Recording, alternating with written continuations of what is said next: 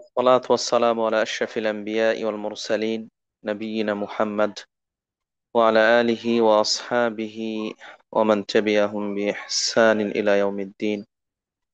أما بعد، قال الله سبحانه وتعالى: أعوذ بالله من الشيطان الرجيم. بسم الله الرحمن الرحيم. والسارق والسارقة فاقطعوا أيديهما جزاء بما كسبا نكالا من الله والله عزيز حكيم। আলহামদুলিল্লাহ। শুরুতে আমরা আবারও প্রশংসা, হামদ ও সানা, গুণকীর্তন, কৃতজ্ঞতা, শ্রদ্ধা ও ভালোবাসা নিবেদন করছি সে মহান মহিয়ান এক অদ্বিতীয় আল্লাহ সুবহানাহু ওয়া তাআলার জন্য, যার বিশেষ অনুগ্রহে অপার দয়ায় আবারও নতুন সপ্তাহের নতুন দিনে কোরআন ও সহিহ হাদিস থেকে দ্বীনের জ্ঞান অর্জন করার জন্য, দ্বীনি আলোচনা শোনার জন্য এসো আল্লাহর পথে কোরআনের আলোয় এই গ্রুপের আয়োজনে জুমের মাধ্যমে সংযুক্ত সম্পৃক্ত হওয়ার সুযোগ পেয়েছি। যে আল্লাহ সুবহানাহু ওয়া তাআলা আমাদেরকে এই সুবর্ণ সুযোগটুকু লাভ করার, গ্রহণ করার তৌফিক দিয়েছেন, তারই প্রশংসা আদায় করি আলহামদুলিল্লাহ। অতঃপর সালাত ও সালাম, শান্তির অমীয় ধারা বর্ষিত হোক আমাদের প্রিয় নবী, সর্বশেষ নবী ও রাসূল, সর্বকালের সর্বযুগের সর্বশ্রেষ্ঠ মহামানব মুহাম্মদুর রাসূলুল্লাহ সাল্লাল্লাহু আলাইহি ওয়াসাল্লামের উপর, তার পরিবার পরিজন, তার সঙ্গী সাথী এবং কিয়ামত পর্যন্ত একনিষ্ঠ অনুসারী প্রতিটি মুসলিম নরনারীর ওপর বর্ষিত হোক শান্তির অজস্র আহ নিয়ামত ধারা। আল্লাহুম্মা আমিন। সম্মানিত সমবেত মুসলিম দিনী ভাই ও বোনেরা, কাছে দূরে দেশে প্রবাসে যে যেখান থেকে এসো আল্লাহর পথে কোরআনের আলোয় এই গ্রুপের আয়োজনে আজকের 60তম 60 নাম্বার আহ এপিসোড বলি আর পর্ব বলি, দারসুল ফিকহে অংশগ্রহণ করেছেন। শুরুতে সকলকে জানাচ্ছি আন্তরিক অভিনন্দন, শুভেচ্ছা, মোবারকবাদ। সাথে সাথে আল্লাহ রব্বুল আলমিনের কাছে দোয়া করছি, আল্লাহ রব্বুল আলমিন শুধুমাত্র একনিষ্ঠভাবে তার সন্তুষ্টি লাভ করার জন্য, তার রেজামন্দি লাভ করার জন্য আমাদেরকে সহিভাবে আমল করার তৌফিক দান করুন। সেই আমল বিশুদ্ধভাবে শেখার, অর্জন করার তৌফিক দান করুন এবং এই আমল করার মাধ্যমে আমরা যেন আল্লাহ রব্বুল আলমিনের পক্ষ থেকে ঘোষিত মহা পুরস্কার, অনাবিল সুখের ঠিকানা জান্নাত লাভ করতে পারি। আল্লাহ সে তৌফিক দান করুন, আমিন আল্লাহুম্মা আমিন। যারা আজকের আয়োজনকে সুন্দর, নির্বিঘ্ন, স্বাচ্ছন্দ্যপূর্ণ করার জন্য সার্বিকভাবে চেষ্টা করেছেন, আয়োজন করেছেন, করছেন, সহযোগিতা করেছেন, করছেন, আল্লাহ রব্বুল আলামিন সকল আয়োজক, সহযোগী এবং শুভাকাঙ্ক্ষী সকলকে উত্তম জাযা দান করুন, দুনিয়া আখিরাতে সম্মানিত করুন। অসুখ বিসুখ, বালা মুসিবত, বিপদ আপদ থেকে আল্লাহ রব্বুল আলামিন হেফাজত করুন। হাসিনা আপু, তার পরিবার, আমাদেরও পরিবারের দুই একজন এরকম অনেক দিনই ভাই ও বোনেরা অনেকেই সিজনাল বিভিন্ন অসুখ বিসুখে আক্রান্ত রয়েছেন। আল্লাহ রব্বুল আলামিন সকলকে সুস্থতা দান করুন, সুস্থতার চাদরে আবৃত করুন। এর মাধ্যমে পাপগুলো, অপরাধগুলো মাফ করে দিন, দুনিয়া আখিরাতে উত্তম জাযা দান করুন, আমিন। প্রিয় উপস্থিতি, আপনারা ইতিমধ্যে অবগত হয়েছেন আজকে আমরা 60তম দারসুল ফিকহে যে বিষয়টি উপস্থাপন করব সেটি হচ্ছে চুরি ডাকাতির যে ভয়াবহতা সে প্রসঙ্গে এবং এ ব্যাপারে ইসলামী শরীয়তে যে বিধিবিধান রয়েছে সেই বিধিবিধানগুলো প্রসঙ্গে। আপনাদের অজানা নয়, আমরা বিগত কয়েক সপ্তাহ থেকে সহি আল ফিকহ আল মুয়াসসার বা সহজ ফিকহুল মুয়াসসার এর আলোকে হুদুদ ইসলামী শরীয়তে নির্ধারিত শাস্তি, নির্দিষ্ট কিছু অপরাধের বিপরীতে যে নির্ধারিত শাস্তি রয়েছে, সেই অপরাধ এবং সেই অপরাধের শাস্তিগুলো আলোচনা করছি। আহ, এর মধ্যে এর মধ্যে আমরা ইতিপূর্বে আলোচনা করেছি অন্যায়ভাবে হত্যা করার শাস্তি সম্পর্কে, জেনা ব্যভিচার করার শাস্তি সম্পর্কে, আহ মদপান বা নেশা জাতীয় দ্রব্য গ্রহণ করার শাস্তি সম্পর্কে, এবং ওই ধারাবাহিকতায় আজকে এসেছে চুরি, চামারি, ডাকাতি, ছিনতাই, পকেটমার ইত্যাদি এই ধরনের অপকর্মগুলো করলে ইসলামী শরীয়তে তার পরিণতি কি, শাস্তি কি, সে প্রসঙ্গে। সম্মানিত উপস্থিতি, নিঃসন্দেহে যেই অপরাধগুলো, যে অপরাধগুলোর জন্য নির্দিষ্ট শাস্তির কথা বলা হয়েছে, এইগুলো অপরাধ, এইগুলো অপরাধ। এবং এই ধরনের অপরাধের উপস্থিতি সামাজিক ব্যবস্থার মধ্যে থাকে, সেই হিসেবে সমাজবদ্ধ মানুষ সুস্থভাবে, সুষ্ঠুভাবে, সুন্দরভাবে ভ্রাতৃত্ববোধ বজায় রেখে নিরাপত্তার সাথে স্বাধীনতা নিয়ে বসবাস করার জন্য যে নিয়ম নীতি দরকার, সেই নিয়ম নীতিগুলোই হচ্ছে এই হুদুদ বা নির্ধারিত শাস্তি। কারণ অপরাধী অপরাধ করার পরে যদি পার পেয়ে যায়, তার মধ্যে নতুন করে অপরাধ করার প্রবণতা জাগ্রত হবে। কিন্তু অপরাধীকে যদি সেই অপরাধের জন্য জবাবদিহি করা হয়, জিজ্ঞাসাবাদ করা হয়, এবং সেই অপরাধের জন্য শাস্তির মুখোমুখি করা হয়, তাহলে ভবিষ্যতে একই অপরাধ পুনরাবৃত্তি করতে সে চিন্তা করবে, ভেবে দেখবে। তার মাঝে আহ এক ধরনের বাধা, এক ধরনের আহ, প্রতিবন্ধকতা কাজ করবে অপরাধ না করার ব্যাপারে। সাথে সাথে অপরাধীর প্রাপ্ত অপরাধের প্রাপ্ত শাস্তি দেখে অনেক অন্যরাও শিক্ষা নেবে এবং সজাগ হবে, সতর্ক হবে যে না, এ ধরনের অপরাধ করা যাবে না। এজন্যই ইসলামী শরীয়তে এই হুদুদ এর ব্যবস্থা করা হয়েছে। প্রিয় দিনী ভাই বোনেরা, আমরা এর আগে বেশ কয়েক দফায় আলোচনা করেছি মানুষের অধিকার সম্পর্কে। ইসলামী শরীয়ত একজন ব্যক্তিকে, একজন মুসলিম ব্যক্তিকে তার যেমন জীবনের নিরাপত্তা দিয়েছেন, অনুরূপভাবে তার সম্পদের মালিকানা দিয়েছেন এবং সেই সম্পদ এর নিরাপত্তাও প্রদান করেছেন। সম্পদের মালিকানা দিয়েছেন এবং সম্পদের নিরাপত্তা প্রদান করেছেন। এরকম একাধিক হাদিস আমরা এর আগে আলোচনা করেছি। আল্লাহ রাসূল সাল্লাল্লাহু আলাইহি ওয়াসাল্লাম বলছেন, ইন্নামা দিমাআকুম ওয়া আমওয়ালাকুম ওয়া আ'রাদাকুম হারামুন আলাইকুম কা হুরমাতি ইয়াউমিকুম হাযা ওয়া শাহরিকুম হাযা ওয়া বালাদিকুম হাযা। মক্কা নগরী, হারাম মাস এবং আরাফার মাঠ ইত্যাদি এই জায়গাগুলো যেরকম হারাম, সংরক্ষিত, সম্মানিত, ঠিক একইভাবে প্রত্যেক মুসলিম ব্যক্তির রক্ত, এটাও হারাম। রক্তপাত ঘটানো এটা হারাম, এটা সংরক্ষিত, নিরাপদ।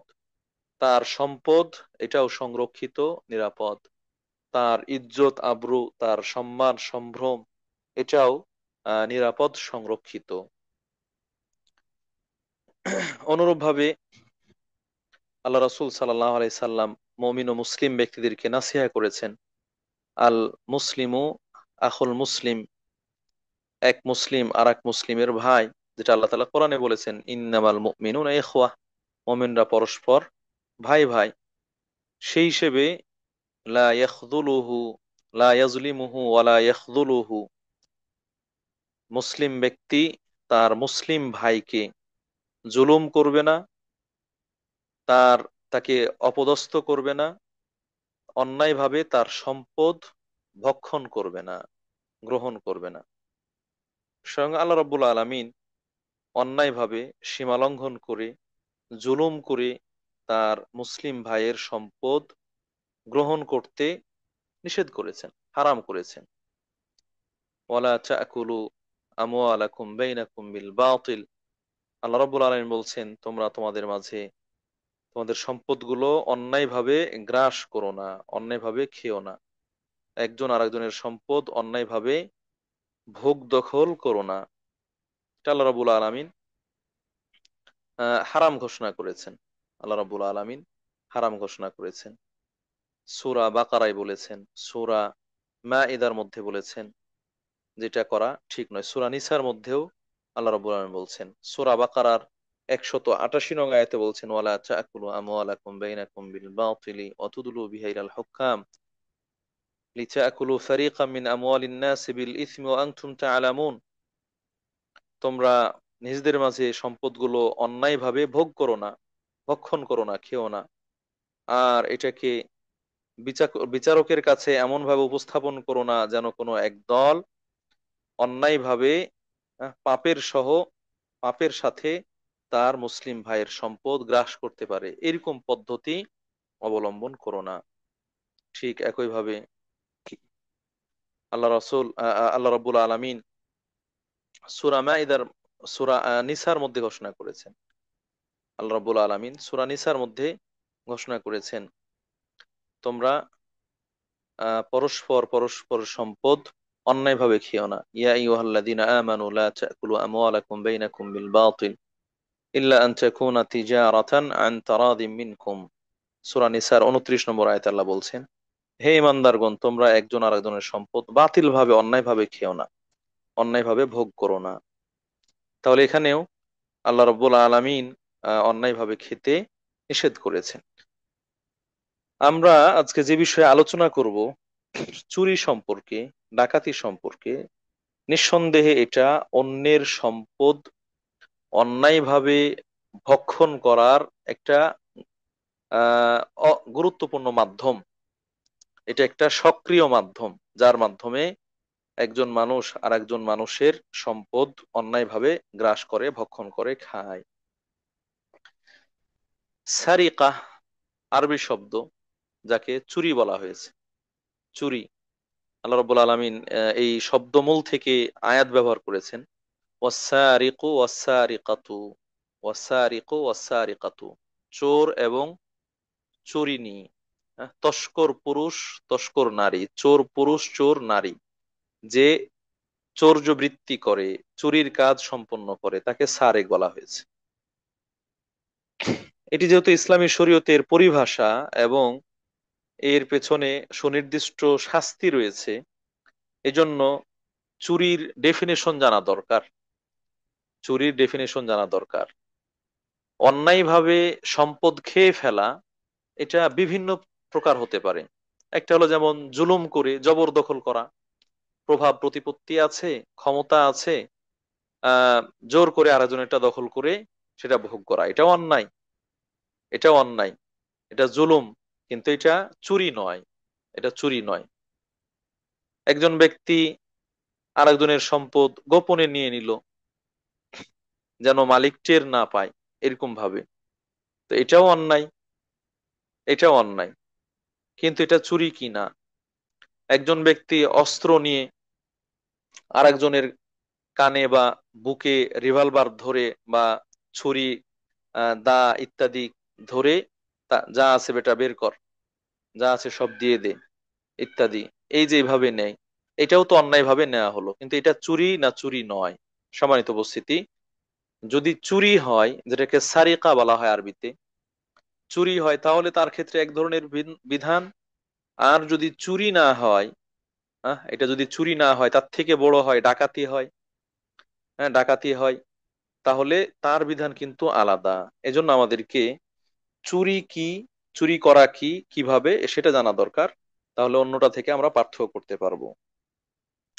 ইসলামী শরীয়তে এই চুরিটাকে আহ ডেফিনেশন দেয়া হয়েছে এইভাবে, আখযু মালিল গায়রি খুফিয়াতান, আখযু মালিল গায়রি খুফিয়াতান বিহিরজিম মিথলিহি। কোন ব্যক্তি আরেকজনের সম্পদ গোপনে নিয়ে নেওয়া, এক ব্যক্তি আরেকজনের সম্পদ গোপনে নিয়ে নেওয়া, সম্পদের মালিকের অজ্ঞাত সারে নিয়ে নেওয়া, ফি হিরজিম মিথলিহি, ফি হিরজিম মিথলিহি, কেমন কেমন গোপনে বা অজ্ঞাত সারে, বলছে সম্পদটা যে জায়গায় সংরক্ষিত থাকার কথা এরকম সংরক্ষিত অবস্থা থেকে নিয়ে নেওয়া, এরকম সংরক্ষিত অবস্থা থেকে নিয়ে নেওয়া। এখানে আহ আমরা একটু সংজ্ঞাটা এক্সপ্লেন করতে চাই, একটু বিশ্লেষণ করতে চাই, যেন পরবর্তী জিনিসগুলো বোঝা আমাদের জন্য সহজ হয়। সম্মানিত উপস্থিতি, এগুলো ইসলামিক ল, এগুলো হচ্ছে ইসলামী আইন। একটু আধটু পরিবর্তন হয়ে গেলে এক একটা পয়েন্ট, এক একটা রিকোয়ারমেন্ট যদি কম বেশি হয়ে যায় তাহলে বিধান পরিবর্তন হয়ে যাবে। এই জন্য ঢালাওভাবে আমরা অন্যায়ভাবে গ্রহণ করা জিনিসকে চুরি বলবো না, আবার আহ, তার শাস্তির ক্ষেত্রেও শুধু হাত কাটা এটাও বলবো না। এগুলোর ভিন্নতা রয়েছে এবং সেই হিসেবে তার বিধানও ভিন্ন ভিন্ন। এই জন্য এখানে বলছেন যে আখদু মালিন, হ্যাঁ, আখদু মালিল গাইর, অন্যের সম্পদ নিয়ে নেওয়া, মিন হেরজিম মিথলিহি অথবা বিহেরজিম মিথলিহি, সম্পদটাকে যেইভাবে সংরক্ষণ করা হয় এরকম সংরক্ষিত জায়গা থেকে। এখানে দেখুন আহ কেউ কেউ শর্ত আরোপ করেছেন মালুন মুহতারাম, সম্মানিত সম্পদ, মাল মুতাকাওয়াম যেটাকে বলা হয়, যার দাম আছে, মূল্য আছে, এরকম মূল্য আছে এই ধরনের জিনিস। মনে করেন একজনের তুলার গাছ আছে, তুলার গাছ, বাতাসে সেই তুলা উড়ে যাচ্ছে, বাতাসে সেই তুলা উড়ে যাচ্ছে। এখন আপনি সেটা মালিককে না জানিয়ে নিয়ে নিলেন, উড়ছে সেই উড়ন্ত তুলাটা, তো এটাও তো অন্যের সম্পদ নিয়ে নেওয়া হলো। এটা কি চুরি হিসেবে গণ্য হবে? এটা চুরি হিসেবে গণ্য হবে? সম্মানিত উপস্থিতি, এই জন্য বলছেন যে মাল মুতাকাওয়াম হতে হবে, যার দাম আছে, মূল্য আছে। আর একজনের একটা পলিথিন, পরিত্যক্ত পলিথিন ব্যবহার করে সে রেখে দিয়েছে, এটা তার সম্পদ, এটাও তার সম্পদ, কিন্তু এটা কোনো দাম নাই, মূল্য নাই, মূল্যহীন। এটা যদি মালিককে না জানিয়ে নিয়ে নেয় তাহলে কি এটা চুরি হবে? সম্মানিত উপস্থিতি, এই জন্য এখানে এই রিকোয়ারমেন্ট গুলো জানা দরকার, এই পয়েন্ট গুলো জানা দরকার। বলা হচ্ছে অন্যের সম্পদ যেটার মূল্য রয়েছে, যার মূল্য রয়েছে এরকম কোনো কিছু নেয়া, খুফিয়াতান, গোপনে, হ্যাঁ, এটা গোপনে অজ্ঞাত সারে। সম্পদের মালিক তিনি টেরই পাচ্ছেন না, নিয়ে গেল, হয়তো বসে আছেন ওইখানে সম্পদের পাশে পাহারাদার হিসেবে তিনি বসে আছেন, উপস্থিত আছেন, তারপরও তিনি বুঝতে পারেননি। চোর এত কৌশলী, হ্যাঁ, এত সূক্ষ্মদর্শী যে তার কাছ থেকে নিয়ে গেছে। এটা খুবই বাস্তবসম্মত, আমরা দেখি পকেট মার, হ্যাঁ, পকেট মার, পকেট থেকে নিয়ে যায়, হাতের মধ্যে পার্স রয়েছে সেখান থেকে ছিনিয়ে, মানে নিয়ে যায়, বুঝতে পারে না। সম্মানিত উপস্থিতি, অথবা সে উপস্থিত নাই, সে উপস্থিত নাই, শিং দিয়েছে, শিং দিয়ে নিয়ে গিয়েছে, অথবা তালা ভেঙে নিয়ে গিয়েছে। তো যেভাবে হোক না কেন অন্যের সম্পদটা নিয়ে যাচ্ছে তার অজ্ঞাত সারে, প্রকাশ্যে নয়। যদি প্রকাশ্যে হয়, একেবারে রিভলভার ধরে অথবা তরবারি, চাকু, ছুরি ইত্যাদি ধরে, তাহলে এটা কিন্তু চুরি হবে না, এটা চুরির মধ্যে আসবে না, এটা চুরির থেকেও বড় ডাকাতি বা ছিনতাইয়ের মধ্যে যাবে। এটা হলো একটা গুরুত্বপূর্ণ রিকোয়ারমেন্ট অথবা কন্ডিশন। দ্বিতীয় লক্ষণীয় বিষয় হচ্ছে যে এই অন্যের যে সম্পদটা নিচ্ছে, এই সম্পদটা নিরাপদ জায়গা থেকে নিতে হবে। নিরাপদ জায়গা থেকে, অর্থাৎ সম্পদকে যেভাবে সংরক্ষণ করা হয়, যে সম্পদকে যেভাবে সংরক্ষণ করা হয় সেরকম সংরক্ষিত স্থান থেকে নিতে হবে। এটাও গুরুত্বপূর্ণ পয়েন্ট। মনে করুন আমাদের সম্পদ বিভিন্ন ধরনের, কারো হাঁস মুরগি এটাও সম্পদ, গরু ছাগল এটাও সম্পদ, নগদ টাকা পয়সা এটাও সম্পদ, স্বর্ণরৌপ্য এটাও সম্পদ, আবার আহ জায়গা জমি, বাড়ি গাড়ি এগুলোও সম্পদ।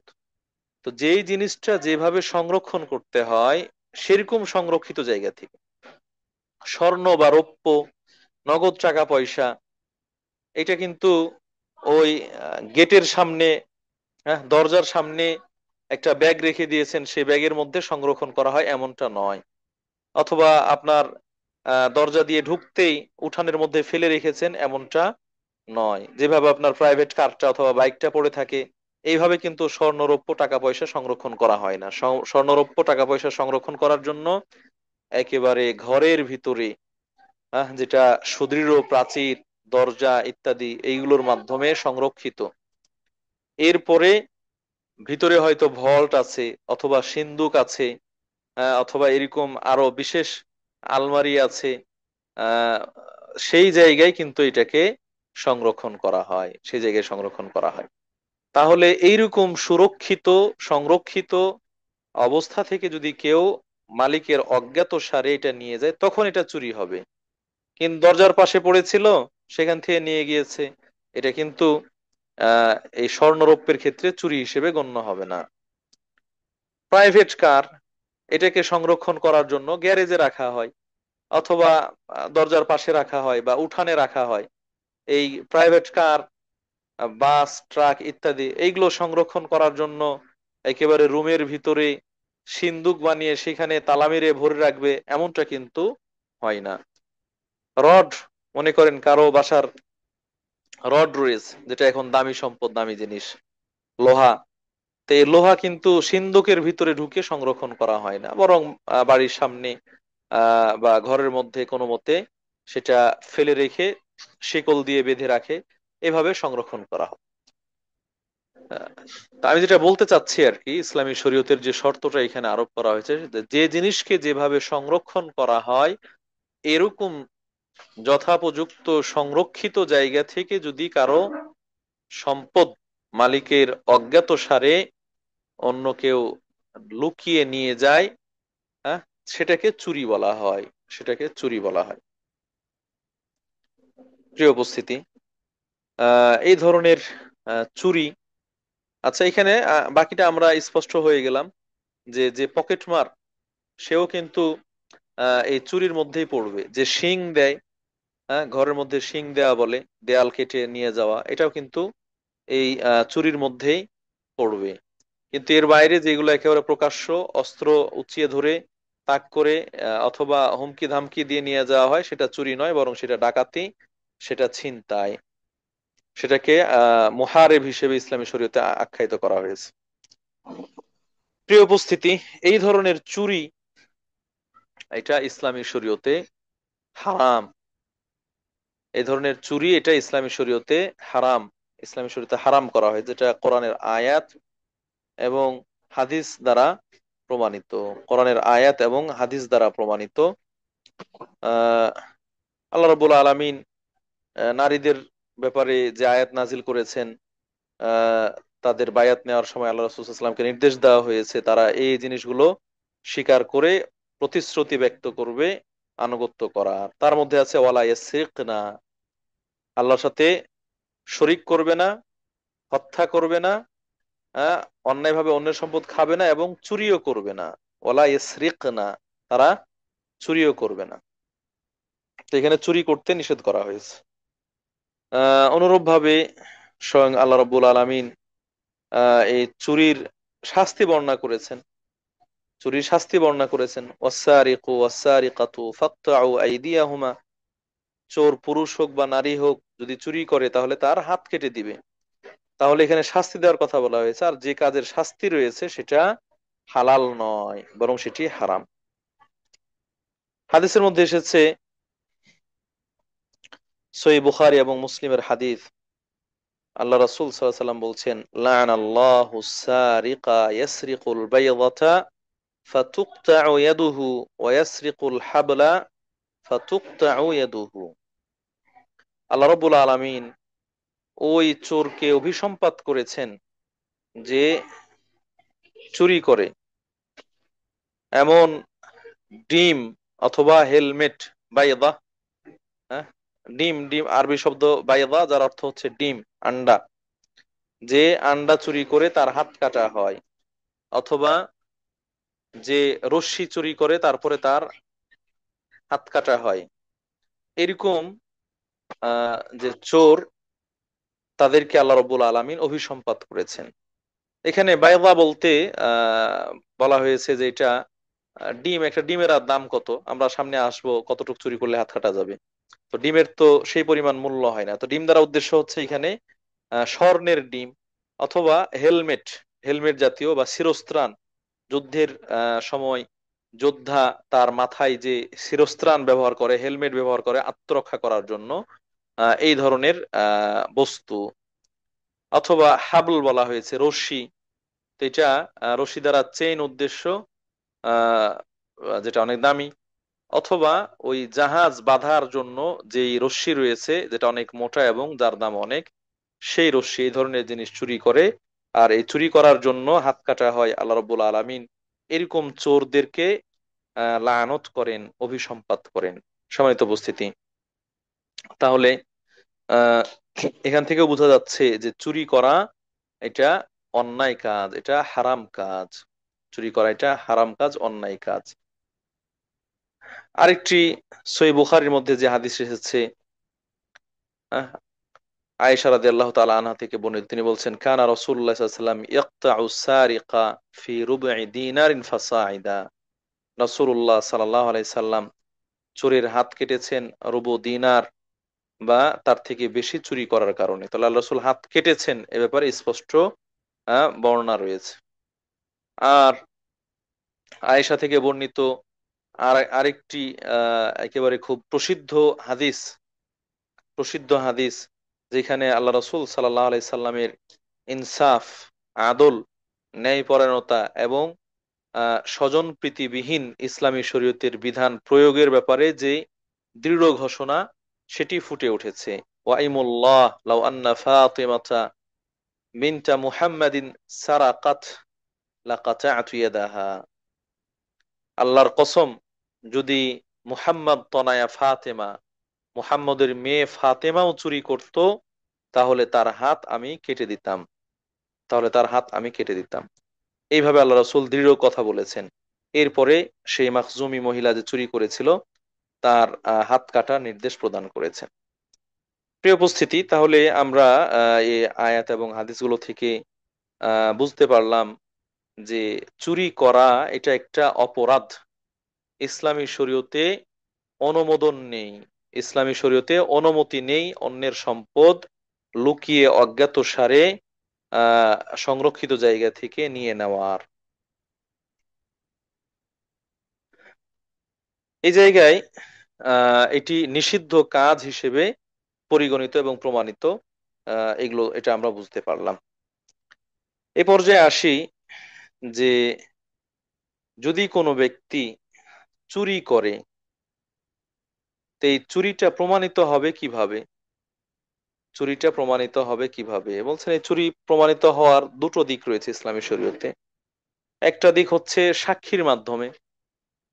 কেউ চুরি করেছে, আর তাকে চুরি করতে হয়তো দেখেছে, মালিক জানে না, মালিক জানে না। এখন যেমন সিসি ফুটেজের মাধ্যমে মানুষ পরবর্তী দেখতে পায়, অথবা তৃতীয় পক্ষ কেউ দেখেছে যে হ্যাঁ অমুক, অমুকের অজ্ঞাতসারে তার সংরক্ষিত জায়গা থেকে অমুক সম্পদ নিয়ে গেছে, এরপরে সে সাক্ষ্য প্রদান করলো। তো এরকম সাক্ষীর ভিত্তিতে, সাক্ষীর মাধ্যমে আহ নির্ধারিত হবে যে হ্যাঁ অমুক চুরি করেছে।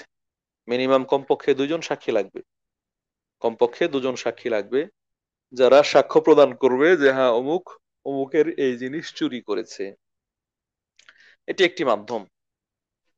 দ্বিতীয় মাধ্যম হচ্ছে চোর নিজে স্বীকার করবে, চোর নিজ থেকে স্বীকার করবে যে হ্যাঁ সে চুরি করেছে, সে চুরি করেছে। অথবা আহ চোর তার এটা সম্পদ নয়, সে কিনেও নি, এবং মালিক তার সম্পদ হারিয়ে ফেলেছেন, তার সম্পদটাই মনে হচ্ছে হুবহু এটা অন্যের কাছে আছে। তো এরকম তার সম্পদের সপক্ষে যদি দুজন সাক্ষী নিয়ে আসতে পারেন, অথবা ওই চোর স্বীকার করে, তখন তিনি চুরি করেছেন বলে পরিগণিত হবে। তৃতীয় বিষয় হচ্ছে যে এই চুরির ক্ষেত্রে সর্বনিম্ন কতটুকু চুরি করলে তার শাস্তি প্রয়োগ করা হবে। চুরির ক্ষেত্রে সর্বনিম্ন কতটুকু চুরি করলে সেই চুরির শাস্তি প্রয়োগ করা হবে, হাত কাটা হবে। এই ব্যাপারে স্পষ্ট যে হাদিস, যেটি আমরা একটু আগে উল্লেখ করলাম, সহিহ বুখারী এবং মুসলিমের হাদিস। আল্লাহ রাসূল সাল্লাল্লাহু আলাইহি ওয়াসাল্লাম বলেছেন যে বাইদা, হুম, বাইদা অথবা হাবল, ডিম, বা বললাম যে হেলমেট বা শিরস্ত্রাণ, স্বর্ণের ডিম বা শিরস্ত্রাণ চুরি করার কারণে, অথবা জাহাজ বাঁধার যে মোটা রশি রয়েছে সেটা চুরি করার কারণে হাত কাটলে আল্লাহ অভিসম্পাত করেন, সেটা বলেছেন। আর বুখারীতে আরেকটি যে হাদিস রয়েছে আয়েশা থেকে রাদিয়াল্লাহু তাআলা আনহা, তিনি বর্ণনা করেছেন, সেইখানে বললাম কানা রাসূলুল্লাহ সাল্লাল্লাহু আলাইহি ওয়াসাল্লাম ইয়াকতাউ সারিকা ফি রুবি দিনারিন ফাসাইদা। রাসূলুল্লাহ সাল্লাল্লাহু আলাইহি ওয়াসাল্লাম হাত কাটতেন, হ্যাঁ, যদি এক দিনারের 1/4 মূল্যের জিনিস চুরি করত। হ্যাঁ, ওয়ান ফোর্থ, ওয়ান ফোর্থ, 1/4 এক দিনারের 1/4 পরিমাণ যদি কেউ চুরি করত, তাহলে তার হাত কেটে দিতেন। সেই সময় এই 4 দিনারের, এক দিনারের 1/4 দাম ছিল 3 দিরহাম। স্বর্ণ মুদ্রার, এক স্বর্ণ মুদ্রার 1/4 সমান ছিল 3টি রৌপ্য মুদ্রা, 3টি রৌপ্য মুদ্রা। তো সেই হিসেবে এই 3টি রৌপ্য মুদ্রা বা এক দিনারের 1/4, 4/1, অথবা এর সমপরিমাণ মূল্যের সম্পদ যদি কেউ চুরি করে, তাহলে তার হাত কাটা যাবে, তাহলে তার হাত কাটা যাবে। আমরা এখন জানছি যে স্বর্ণরৌপ্যের যে বাজার, এটা অনেক উঁচু এবং চড়া। 20 দিনারে হয়, 20 দিনারে হচ্ছে 7.5 ভরি, 7 ভরি, 7.2। 20 দিনারে 85 গ্রাম। সেই হিসেবে এক দিনারে কয় গ্রাম হচ্ছে? 4 বিশে 80, 4 বিশে 80। তাহলে 20 দিনার, এক দিনারে আসছে 4 গ্রাম, 4 গ্রাম প্লাস হবে আর কি। 4 গ্রাম প্লাস বা সোয়া 4 গ্রাম, এরকম সোয়া 4 গ্রাম পরিমাণ যদি রূপা এক এক দিনার সমান, স্বর্ণ 1 দিনার সমান হয়, তাহলে 4/1 হচ্ছে 1 গ্রাম, 4/1 হচ্ছে 1 গ্রাম। এখন স্বর্ণের ভরি হচ্ছে প্রায় 2 লাখ টাকা। স্বর্ণের ভরি 2 লাখ প্লাস হয়ে গিয়েছে, 22 ক্যারেট, আরো কম বেশি হবে। তো আমরা যদি এটাকে ভাগ করি, 11 গ্রামে, 11.66 গ্রামে হচ্ছে 1 ভরি। হ্যাঁ, 1 ভরি। তো 1 ভরির দাম হচ্ছে 2 লাখ টাকা। সেই হিসেবে মোটামুটি 18, 16 থেকে 18 হাজার টাকা পড়ে, কাছাকাছি 16 থেকে 18 হাজার টাকা পড়ছে এক এক গ্রাম। তার মানে মোটামুটি যদি 15 থেকে 20 হাজার এরকম মূল্যের কোনো জিনিস চুরি করে স্বর্ণের দাম অনুযায়ী, সেটা কি হয়ে যায়? হাত কাটার শাস্তিযোগ্য অপরাধ হিসেবে বিবেচিত হবে। আর যদি আমরা 3 দিরহামের দাম হিসেব করি, তাহলে সেটা আরো কম, তাহলে সেটা আরো কম, হয়তো 1000 খানেকের মধ্যেই হয়ে যাবে, যে 1000 খানেক টাকা বা সেই পরিমাণ মূল্যের সম্পদ চুরি করলে তার হাত কাটা যাবে। এই হচ্ছে সর্বনিম্ন কতটুকু সম্পদ চুরি করলে তার হাত কাটা যাবে। এর অর্থ দাঁড়ালো কি, কেউ যদি একজন আরেকজনের স্যান্ডেল নিয়ে যায়, মসজিদে সালাত পড়তে গিয়েছে, নামাজ পড়তে গিয়েছে, এখন যেটা হর হামেশাই হচ্ছে, দুঃখজনক হলেও সত্য, যে একজন আরেকজনের স্যান্ডেল নিয়ে চলে যায়। স্যান্ডেল, স্পঞ্জ স্যান্ডেল, দাম কত? হয়তো 50, 100, 200। এরকম স্যান্ডেল চুরি করার কারণে হাত কাটা যাবে না। হাত কাটা যাবে না কেন? যেহেতু এখানে সর্বনিম্ন মূল্য সমপরিমাণও হচ্ছে না। আবার যদি কারো শু চুরি করে, যার দাম হয়তো 4-5 হাজার, 6-7 হাজার ইত্যাদি, তাহলে সেক্ষেত্রে হাত কাটা যাবে। তাহলে স্পঞ্জ স্যান্ডেল চুরি করার কারণে হাত কাটা যাচ্ছে না, আবার চামড়ার শু যেটা দামি সেটা চুরি করার কারণে হাত কাটা যেতে পারে। প্রিয় উপস্থিতি, এই চোর বা চোরিনী, নারী বা পুরুষ, চুরি করলে তার শাস্তি হচ্ছে হাত কাটা। এটা কোরআন আয়াত দ্বারা প্রমাণিত। সূরা মাইদার 38 নং আয়াতে আল্লাহ তাআলা বলেছেন, ওয়াস-সারিকু ওয়াস-সারিকাতু ফাকতাউ আইদিয়াহুমা, যে নারী বা পুরুষ চুরি করে, চোর নারী বা পুরুষ, তার হাত তোমরা কেটে দাও, তার হাত কেটে দাও। জাযাআম বিমা কাসাবা, এটা তাদের কৃতকর্মের ফল, এটা তাদের কৃতকর্মের ফল। তারা চুরি করেছে, এই চুরির প্রতিফল হিসেবে হাত কাটা হবে। নাকালা মিন আল্লাহ, এবং এটি আল্লাহ তাআলার পক্ষ থেকে শাস্তিও বটে। এটি আল্লাহ তাআলার পক্ষ থেকে দুনিয়াতে শাস্তি। আল্লাহু আজিজুন হাকিম। অবশ্যই আল্লাহ রাব্বুল আলামিন শক্তিশালী, প্রজ্ঞাময়। তাহলে এখানে হাত কাটার ব্যাপারে ইসলামী শরীয়ত শাস্তি নির্ধারণ করেছে। চুরি করলে হাত কাটা হবে। হাত কাটা বলতে একেবারে কাঁধ থেকে হাতকে পুরো কেটে ফেলবে, কনুই, বাহু, তারপরে কনুইয়ের পরে যে মাসাল রয়েছে সেইগুলো, নলা ইত্যাদি, এরকম নয়। এ হাত দ্বারা উদ্দেশ্য হচ্ছে হাতের কবজি থেকে কেটে ফেলা, হাতের কফজি থেকে কেটে ফেলা। যেখানে, যেটাকে রুসক বলি আমরা, কফজির যে জোড়া ভাঁজ, যেখান থেকে আঙ্গুল সম্বলিত অংশটুকু কি হয়, নড়াচড়া করা যায়, বাঁকা হয় ইত্যাদি, এই জায়গা থেকে কেটে ফেলবে, এই জায়গা থেকে কেটে ফেলবে। সম্মানিত উপস্থিতি, যদি কেউ প্রথমবার চুরি করে, এরপরে ধরা পড়ে যায় এবং প্রমাণিত হয় যে হ্যাঁ সে চুরি করেছে, এবং যে পরিমাণ সম্পদ চুরি করলে হাত কাটা যায়, রুবু দিনার বা সালাসু দারাহিম বা সেই সমমূল্যের জিনিস, তাহলে তার হাত কাটা হবে। কোন হাত কাটবে? ডান হাত কাটা হবে। প্রথমবার তার ডান হাত কাটা হবে। আবার যদি দ্বিতীয়বার চুরি করে, আবার ধরা পড়ে, তাহলে তার বাম পা কেটে ফেলা হবে। তাহলে তার বাম পা কেটে ফেলা হবে, টাকনু পর্যন্ত, টাকনু পর্যন্ত তার বাম পা কেটে ফেলা হবে। যদি সে তৃতীয়বার চুরি করে ধরা পড়ে, তাহলে তার বাম হাত কাটা হবে, মানে বিপরীত দিক থেকে। প্রথমবার ডান হাত কেটেছে, তারপরে বাম পা, এরপরে আবার বাম হাত, তারপরে আবার বাম ডান পা, এইভাবে কাটা হবে। এরপরেও যদি সে চুরি করে, তার অভ্যাস পরিবর্তন না হয়, সেক্ষেত্রে আহ যদি শাসক মনে করে তাকে হত্যা করা দরকার, তাহলে অনির্ধারিত শাস্তি হিসেবে তাকে মৃত্যুদণ্ড কার্যকর করতে পারে। এই হচ্ছে চুরি করলে হাত কাটা, তার বিধান। এখন আসি যে ঢালাও ভাবে আমরা কি হাত কাটতে পারবো? যে কেউই চুরি করলো তার কি হাত কেটে দিতে পারবো, নাকি এক্ষেত্রে শর্ত আছে? এই শর্তগুলোই এখানে পর্যায়ক্রমে উল্লেখ করা হয়েছে, যে না, ঢালাওভাবে নয়। একটা শিশু বাচ্চা, 5 বছর বয়স বা 7 বছর বয়স, প্রতিবেশীর বাড়ি থেকে হয়তো স্বর্ণের চেন হাতের মুঠোয় নিয়ে চলে এসেছে, তার কি হাত কাটা হবে, নাকি আহ শর্ত রয়েছে? সেই হিসেবে সেই আলোচনা নিয়ে আসছি। এখানে বলা হয়েছে যে সেক্ষেত্রে কি শর্ত রয়েছে।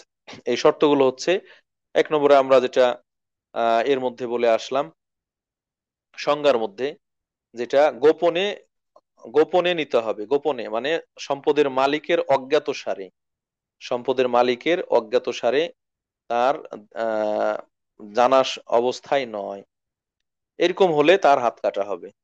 কিন্তু এর বাইরে যদি ছিনতাইকারী হয়, অথবা জবরদখলকারী হয়, অথবা খিয়ানতকারী হয়, তাহলে এই সকল ক্ষেত্রে হাত কাটা হবে না, অন্য শাস্তি রয়েছে, হাত কাটা হবে না। আল্লাহ রাসূল সাল্লাল্লাহু আলাইহি ওয়াসাল্লাম বলছেন, লাইসা আলা খাইনিন ওয়ালা মুনতাহিবিন ওয়ালা মুখতালিসিন কাতউন। যারা খেয়ানত করে অন্যায়ভাবে, অথবা ছিনিয়ে নেয়, অথবা আহ ডাকাতি করে, তাদের হাত কাটা নেই, তাদের হাত কাটা নেই, এবং তাদের অন্য শাস্তি রয়েছে। দ্বিতীয় শর্ত হচ্ছে, যে চুরি করবে, চুরির জন্য হাত কাটা শাস্তি প্রয়োগ করা হবে, সেই চোরের ক্ষেত্রে শর্ত হলো তাকে মুকাল্লাফ হতে হবে। মুকাল্লাফ, শরীয়তের বিধিবিধান যার ওপর প্রযোজ্য। মুকাল্লাফ হওয়ার জন্য হিতাহিত জ্ঞান সম্পন্ন হওয়া প্রয়োজন, পাগল মাতাল এরকম নয়। দ্বিতীয় হচ্ছে যে সে প্রাপ্তবয়স্ক হওয়া প্রয়োজন। প্রাপ্তবয়স্ক, প্রাপ্তবয়স্ক না হলে মুকাল্লাফ হয় না। সাবালক হওয়া, অ্যাডাল্ট হওয়া। অ্যাডাল্ট আমাদের প্রচলিত হিসাব 18 বছর নয়, বরং ইসলামী শরীয়তের হিসেব অনুযায়ী, ইসলামী শরীয়তের হিসাব অনুযায়ী যখন থেকে গোসল ফরজ হয়, অথবা নারীদের মেন্স হয়, অথবা নাভির নিচে শক্ত পশম গজায়, অথবা যদি এগুলোর কোনোটাই না পাওয়া যায়, তাহলে 15 বছর বয়সে উপনীত হয়, এর মাধ্যমে অ্যাডাল্ট হয়। তো এরকম বয়সের পরে সে মুকাল্লাফ হয়, আগে নয়। তাহলে যদি সে এরকম সাবালক এবং হিতাহিত জ্ঞান আছে এই অবস্থায় চুরি করে, পাগল নয়, তাহলে এই শাস্তি প্রয়োগ হবে, অন্যথায় এই শাস্তি প্রয়োগ হবে না। এখানে খুব আলটিমেটলি প্রশ্ন আসবে যে তাহলে শিশু বাচ্চা 10 বছর, 11 বছর, 12 বছর, এই সময় তো এখনকার বাচ্চা কাচ্চা খুব পাকনা, বালেগ না হলেও, সাবালক না হলেও অনেক কিছু জানে বুঝে। এখন ওই যে হিরোইনচি, গাঁজাখোর, হ্যাঁ, যেগুলো দেখা যায় এই বয়সে অনেকেই গাঁজা সেবন করে এবং গাঁজার টাকা জোগাড় করার জন্য চুরি, চামারি, ছিনতাই ইত্যাদি সেগুলো করে। তো এরকম বাচ্চার হাত কাটা হবে না হবে না? এরকম বাচ্চার হাত কাটা হবে না হবে না? নিঃসন্দেহে এরকম বাচ্চার শাস্তি হিসেবে হাত কাটা হবে না। এই নির্ধারিত শাস্তি, চুরি করেছে এই শাস্তি হিসেবে তার হাত কাটা হবে না। তবে যেটা চুরি করেছে সেটার জরিমানা দিতে হবে তাকে, সেটার জরিমানা দিতে হবে সে বা তার পক্ষ থেকে তার অভিভাবক সেটার জরিমানা দিবে। আর তাকে শাসানো হবে, শাসন করা হবে। হাত না কাটলেও তাকে ধমক দেওয়া, প্রয়োজনে প্রহার করা, বন্দি করে রাখা ইত্যাদি সেই শাস্তিগুলো দেওয়া হবে, কিন্তু হাত কাটা যাবে না। তাহলে আশা করি বিষয়টি ক্লিয়ার হলো, যে এই ধরনের বাচ্চা, তাদের চুরির কারণে তাদের হাত কাটা যাবে না। তবে যেটা চুরি করেছে, নষ্ট করে ফেললে সেটা জরিমানা দিতে হবে, অথবা সেটা ফেরত, অবশিষ্ট থাকলে ফেরত দিতে হবে। আর তাদেরকে সাধারণভাবে শাসন করবে। তৃতীয় নম্বর শর্ত হচ্ছে, এই চোর স্বেচ্ছায় সজ্ঞানে চুরি করতে হবে। হ্যাঁ, স্বেচ্ছায় সজ্ঞানে, কারো দ্বারা প্ররোচিত হয়ে, প্রভাবিত হয়ে, অথবা কারো বল প্রয়োগের মাধ্যমে কাউকে চুরি করতে বাধ্য করা, এই বেটা চুরি করবি না হলে তোর ঠ্যাং কেটে, পা কেটে হাতে ধরায় দিব, এরকম হুমকি দেওয়া হয়েছে। হ্যাঁ, তাহলে তো সে বাধ্য, অপারগ। অথবা তাকে জিম্মি করা হয়েছে চুরি করার জন্য। তো এরকম যদি হয় তাহলে এই যে বাধ্য হয়েছে, অপারগ হয়েছে, তার ক্ষেত্রে হাত কাটা যাবে না, তার হাত কাটা যাবে না। এই এই শর্তগুলো সবগুলোর ব্যাপারে কি রয়েছে, হাদিস রয়েছে, দলিল রয়েছে, যেগুলোর মাধ্যমে এই শর্তগুলো আরোপ করা হয়েছে। 4 নম্বর শর্ত হচ্ছে আইয়াকুনা আলিমান বিত্তাহরিম, যে চুরি করছে তার জানা থাকতে হবে যে চুরি করাটা ভালো কাজ নয়, এটা মন্দ কাজ, এটা হারাম কাজ, ইসলামী শরীয়তে এটা হারাম, এটা জানা থাকতে হবে। এখন যদিও আলহামদুলিল্লাহ সবাই জানে, যাদের কমন সেন্স আছে তারাও জানে অন্যের সম্পদ অন্যায়ভাবে খাওয়া এটা ঠিক নয়। বাকি এই সম্পর্কে যে মোটামুটি জ্ঞান থাকা দরকার, চুরি করা হারাম, হ্যাঁ, এই হারাম জানার পরেও সে চুরি করছে, এরকম ব্যক্তির হাত কাটা হবে, অন্যথায় হাত কাটা হবে না, অজ্ঞতার কারণে হাত কাটা যাবে না। 5 নম্বর শর্ত হচ্ছে, চুরিকৃত জিনিসটি আহ সম্মানিত সম্পদ হতে হবে। সম্মানিত, হ্যাঁ, সম্মানিত বলতে এখানে ইসলামী শরীয়তে অনুমোদিত সম্পদ হতে হবে, যেটা ব্যবহার করা অনুমোদন রয়েছে, এরকম জিনিস হতে হবে। যেমন খেলাধুলার জিনিস, এগুলো সম্পত্তি নয়। মদ, নেশা জাতীয় জিনিস, এগুলো সম্মানিত নয়। শূকর, মৃত প্রাণী, এগুলো সম্মানিত নয়, এগুলো দামি জিনিস নয়, এগুলো মূল্যহীন, এবং ইসলামী শরীয়তে এগুলো সম্মানিত নয়। এই ধরনের জিনিস চুরি করলে হাত কাটা যাবে না, এই ধরনের জিনিস চুরি করলে হাত কাটা যাবে না। তাই বলে আর একজন মদের দোকানদারে সে মন মতো নিয়ে চলে আসবে, হামলা করবে, ইয়ে করবে ইত্যাদি, এমনটা করার কি নেই, অনুমতি নেই, এমনটা করার অনুমতি নেই। বরং সেইগুলোর ক্ষেত্রে সেগুলোকে নিরুৎসাহিত করার চেষ্টা করবে, কিন্তু অন্যের ওপর হামলা করে অথবা ছিনিয়ে নিয়ে আহ পরিবেশে বিশৃঙ্খল অবস্থা তৈরি করবে, এমনটা করার অনুমতি নেই। যথাযথ কর্তৃপক্ষ দায়িত্বশীল, তারা সেগুলো হ্যান্ডেল করবেন, তারা সেগুলো নিয়ন্ত্রণ করবেন। বাকি ব্যক্তি পর্যায়ে কেউ সেগুলো দখল করার সুযোগ নেই, অথবা অজ্ঞাতসারে সেগুলো নিয়ে যেয়ে নষ্ট করার সুযোগ নেই। 6 নম্বর শর্ত হচ্ছে, যে জিনিস চুরি করবে সেটা নিসাব পরিমাণ হতে হবে। যে জিনিসটা চুরি করবে সেই চোরাইকৃত সম্পদটা নিসাব পরিমাণ হতে হবে। নিসাব কতটুকু আমরা শুরুর দিকে আলোচনা করে আসলাম। রুবু দিনার, 1 দিনারের 1/4, 4 ভাগের 1 ভাগ, অথবা সালাসাতু দারাহিম, 3 দিরহাম, 3টি রৌপ্য মুদ্রার সমান। এখন যেটা আমরা বললাম যে 12 থেকে 15 হাজার টাকা স্বর্ণের দাম অনুযায়ী আর রূপার দাম অনুযায়ী সেটা আরো কমে আসবে। তো এইরকম পরিমাণ মিনিমাম, এরকম পরিমাণ চুরি করা, মিনিমাম এরকম পরিমাণ চুরি করা, তাহলে এর মাধ্যমে নিসাব পূরণ হয়েছে এবং হাত কাটা যাবে, অন্যথায় কাটা যাবে না। 7 নম্বর শর্ত হচ্ছে চুরিকৃত জিনিসটি নিরাপদ সংরক্ষিত জায়গা থেকে চুরি হতে হবে। রাস্তায় ফেলে রেখেছেন, মাঠে ফেলে রেখেছেন, যেটা ওইভাবে সংরক্ষণ করা হয় না, এরকম চুরি করলে হাত কাটা যাবে না। 8 নম্বর শর্ত হচ্ছে যে চোরের ক্ষেত্রে তার শাস্তি বাতিল করার জন্য কোনো সন্দেহ, কোনো সংশয় থাকা যাবে না। কোনো সংশয় থাকা যাবে না। সংশয় কেমন? উদাহরণ হিসেবে কোনো বাবা ছেলের সম্পদ থেকে নিয়েছেন, অন্যায়ভাবে নিয়ে অজ্ঞাত সারে নিয়েছেন, ছেলে জানে না, এবং ওই পরিমাণ নিয়েছেন যে পরিমাণ চুরি করলে হাত কাটা যায়। তো এই ক্ষেত্রে কি বাবার হাত কাটা যাবে ছেলের সম্পদ চুরি করার জন্য? বলছে না, এখানে সংশয় রয়েছে। যেহেতু হাদিসে এসেছে সন্তান এবং সন্তানের সম্পদ উভয়টাই বাবার, তাহলে যেন এখানে বাবার মালিকানা রয়েছে, অথবা বাবার ক্ষেত্রে এরকম নেওয়ার অনুমতি রয়েছে, যেটা সন্তান এর সম্পদ নেওয়ার কারণে তার হাত কাটা যাবে না। স্বামী স্ত্রী একসাথে ঘর সংসার করছেন, এই জায়গায় স্ত্রী স্বামীরটা চুরি করেছেন বা স্বামী স্ত্রীরটা চুরি করেছেন, এক্ষেত্রে হতে পারে যে তিনি তার কাছ থেকে ধার নেবেন অথবা কর্জ নেবেন, ইত্যাদি এরকম কিছু। তো এই ধরনের যে সন্দেহ সংশয় আছে সেই জিনিসগুলো থেকে নিরাপদ থাকতে হবে, মুক্ত থাকতে হবে, তাহলে সেক্ষেত্রে হাত কাটা যাবে, অন্যথায় নয়। 9 নম্বর শর্ত হচ্ছে এই চুরির বিষয়টি শাসকের কাছে বা তার প্রতিনিধির কাছে প্রমাণিত হতে হবে।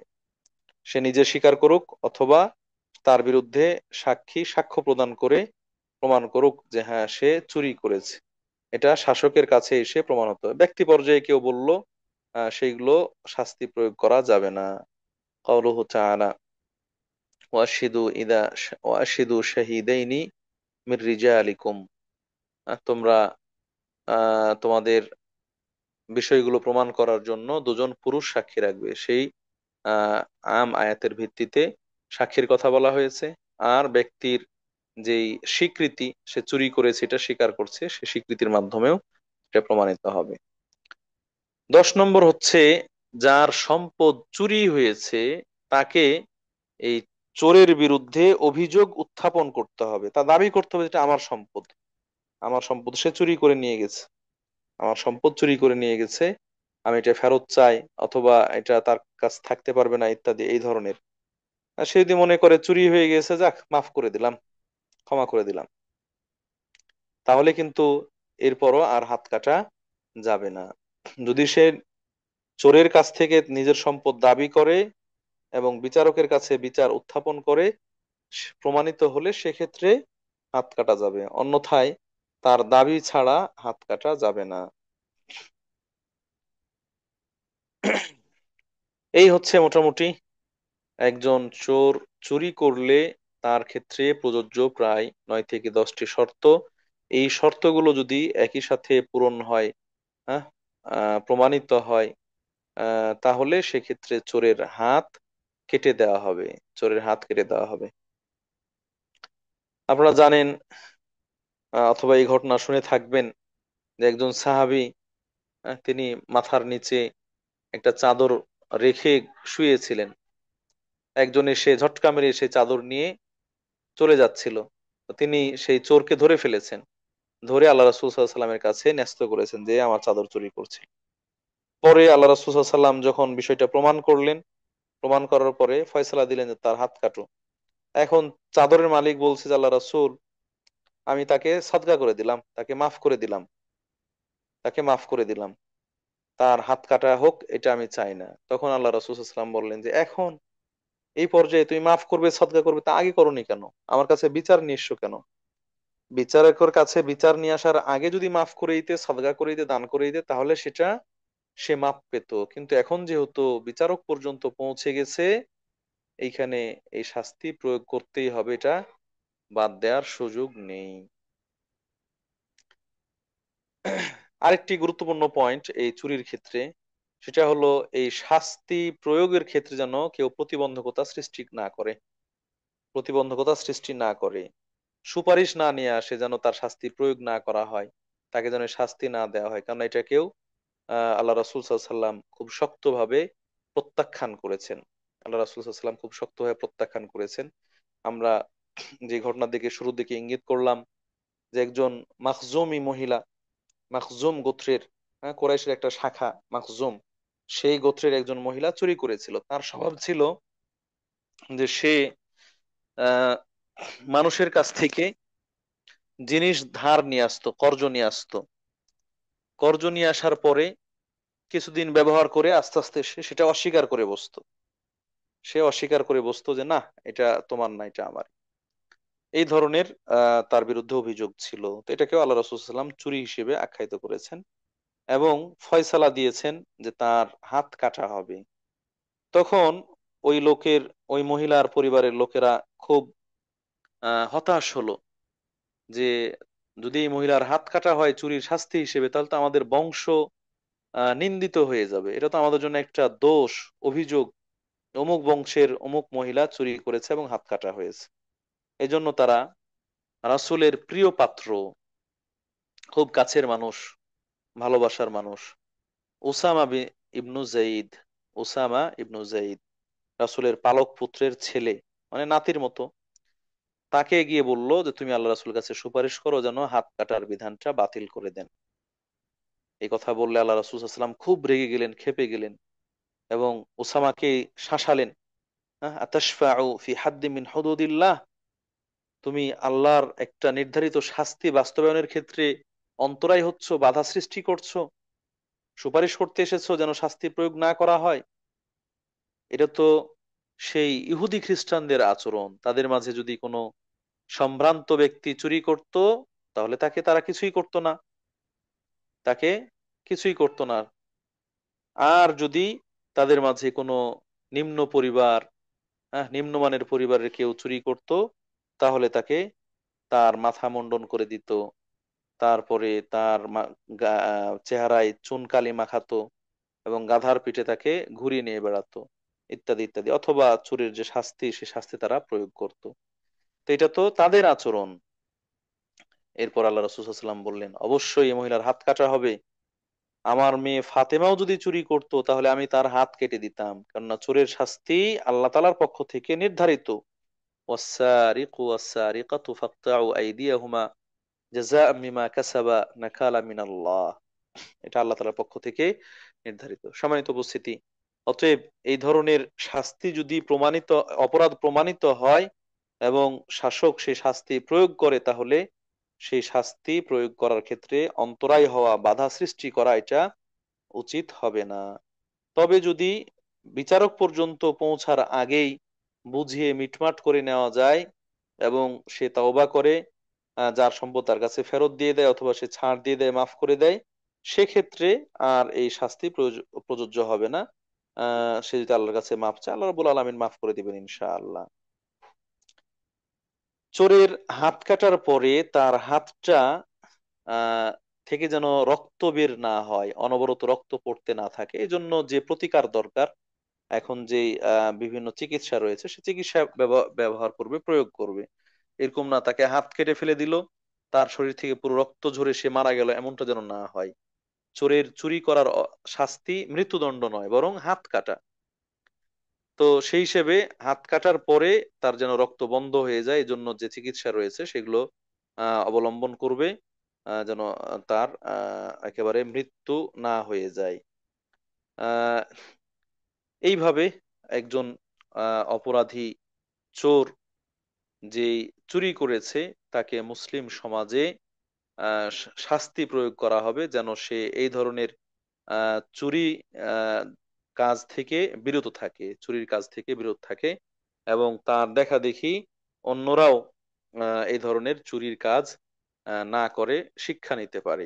সম্মানিত উপস্থিতি, এই হচ্ছে মোটামুটি চুরি সংক্রান্ত আলোচনা। আজকের দেখেন দুর্নীতিবাজ, আমরা চুরি না বলে দুর্নীতি বলি, যারা দুর্নীতি করে বিভিন্নভাবে, কখনো ঘুষ খেয়ে, কখনো সুদ খেয়ে, কখনো অন্যায়ভাবে জবরদখল করে, কখনো চুরি করেও, কখনো চুরি করেও। দুর্নীতি করে, এই দুর্নীতি যারা করে, দুর্নীতিবাজ, তাদের অপরাধ প্রবণতা আরো বেড়ে যায় কেন? তাদের শাস্তি প্রয়োগ না করার কারণে। যদি শাস্তি প্রয়োগ করা হতো তাহলে তারা নিঃসন্দেহে এই ধরনের অপরাধগুলো থেকে বেরিয়ে আসতো এবং অপরাধ করার আগে ভাবতো যে অপরাধের এই শাস্তি, এটা চুরি করা মানে আমার ডান হাত নাই, ডান হাত কেটে ডান হাত না থাকা, হ্যাঁ, এটা চুরি করা মানে আমার বাম পা নাই, এইভাবে চিন্তা করতো, তখন অপরাধ থেকে নিবৃত থাকার চেষ্টা করতো। কিছুদিন আগে আমি শুনলাম বা দেখলাম চীনে একজন সাবেক মন্ত্রী, তিনি দুর্নীতি করেছেন, দুর্নীতির কারণে মৃত্যুদণ্ড কার্যকর করা হয়েছে, দুর্নীতির দায়ে মৃত্যুদণ্ড কার্যকর করা হয়েছে।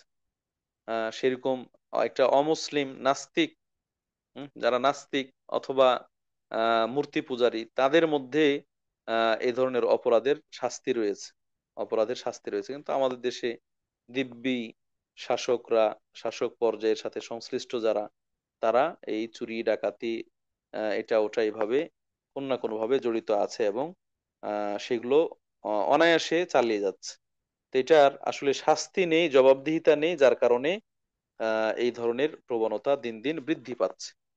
সম্মানিত উপস্থিতি, আমরা মানুষের অধিকার আলোচনার সময় বলেছিলাম যে একজন ব্যক্তির নিজের জীবন রক্ষা করার, নিজের জীবনের নিরাপত্তার স্বাধীনতা যেরকম ইসলাম দিয়েছে, অনুরূপভাবে তার সম্পদ রক্ষা করার মালিকানা দেওয়া হয়েছে এবং অধিকারও দেওয়া হয়েছে, মালিকানা দেওয়া হয়েছে এবং অধিকারও দেওয়া হয়েছে।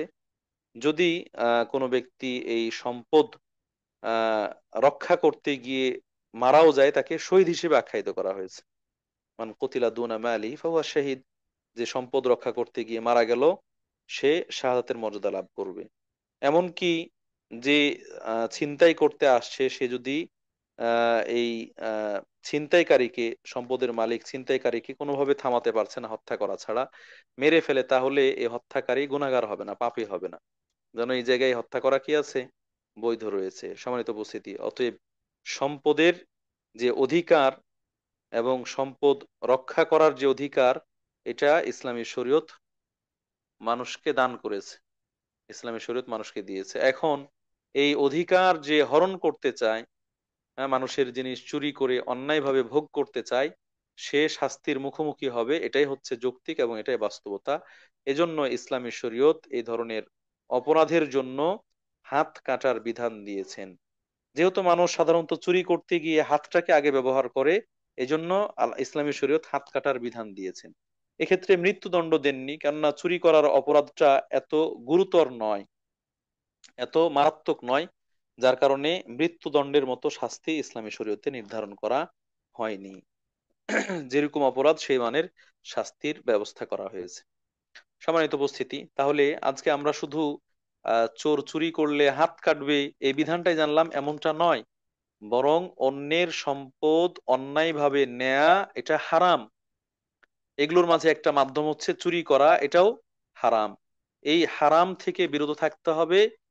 এটা হারাম, এটা অন্যায়, এটা থেকে বিরত থাকতে হবে। পাশাপাশি যদি কখনো প্রকাশ পেয়ে যায় যে হ্যাঁ সে চুরি করেছে, প্রমাণিত হয়, তাহলে তার শাস্তি হচ্ছে হাত কাটা, যেটা ব্যক্তি পর্যায়ে নয় বরং শাসক বা তার প্রতিনিধি, তারা এটা বাস্তবায়ন করবেন। আল্লাহ রব্বুল আলামিন আমাদেরকে এই আহ, চুরি নামক যে অপরাধ রয়েছে, এই অপরাধ থেকে বেঁচে থাকার তৌফিক দান করুন, যেন কোনোভাবেই অন্যের সম্পদ অন্যায়ভাবে গ্রাস না করি, চুরি না করি, হরণ না করি।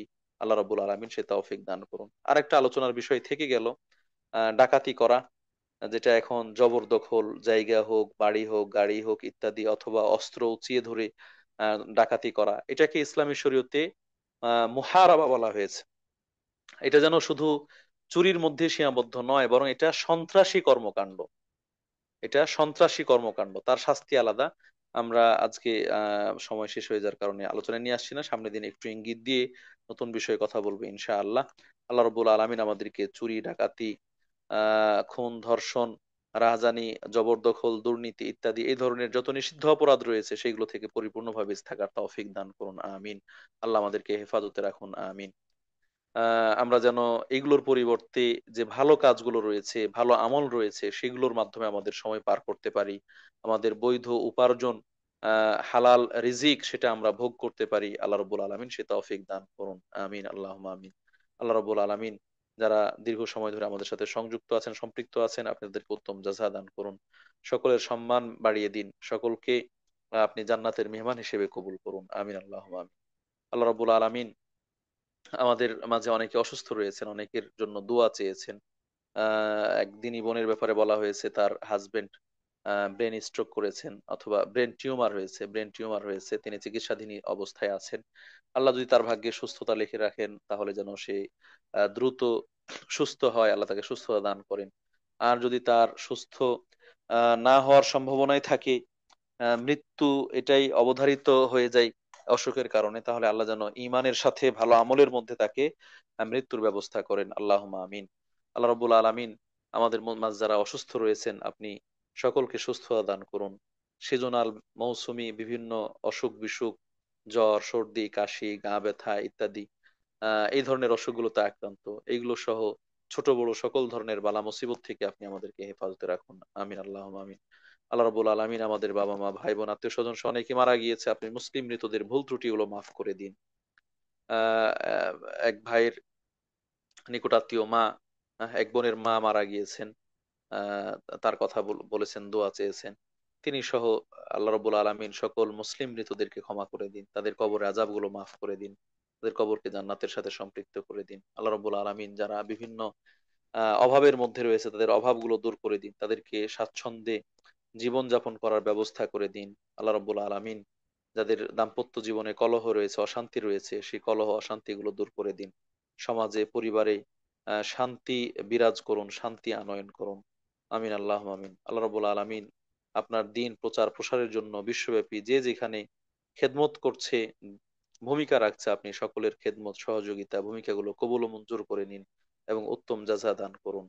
আমিন। এ বলে আমি আমার আলোচনা এখানেই শেষ করছি। হাসিনা আপু যদি থাকেন সংযোজনের কিছু থাকে সংযোজন করবেন, এরপর আমরা প্রশ্নোত্তরে যাবো ইনশাআল্লাহ।